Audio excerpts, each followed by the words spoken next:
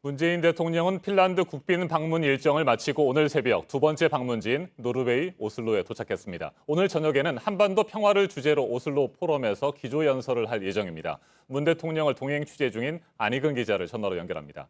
안희근 기자, 싱가포르 북미 정상회담 1년이 되는 시점에 문재인 대통령이 어떤 내용의 한반도 구상을 밝힐지 관심이 모아지고 있습니다. 연설 언제 하게 되는 겁니까?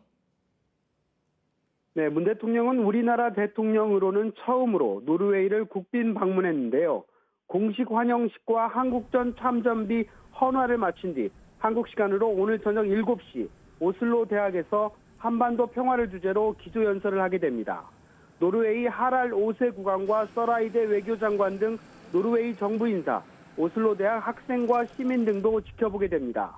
오늘 연설은 오슬로 포럼에서 주관을 하는데 오슬로 포럼은 노르웨이 외교부와 인도주의 대화를 위한 센터에서 2003년부터 매년 열고 있습니다. 네, 앞서 전해드린 대로 트럼프 대통령이 김정은 위원장으로부터 친서를 받았다고 공개를 했습니다. 오늘 문 대통령 연설에도 어느 정도 영향이 있겠죠? 문 대통령은 오늘 연설에서 한반도의 항구적 평화라는 여정에 대해 설명할 것으로 보입니다.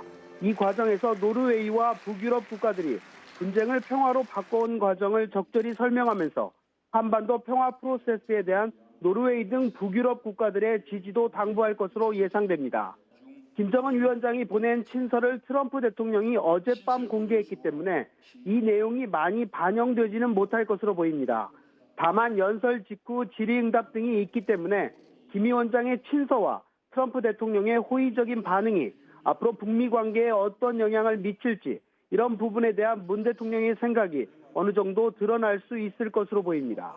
네, 안희근 기자. 문재인 대통령 이틀 전 핀란드 대통령과의 정상회담 직후 기자회견에서도 상당히 낙관적인 의견을 밝히지 않았습니까?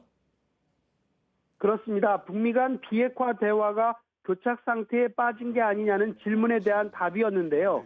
문 대통령은 북미 두 정상이 여전히 신뢰하고 있고 또 대화 의지를 지속적으로 표명하고 있으며 또 양측의 대화가 계속 이루어지고 있기 때문에 조만간 남북 간 또 북미 간 대화가 재개될 수 있으리라고 믿는다고 말했습니다.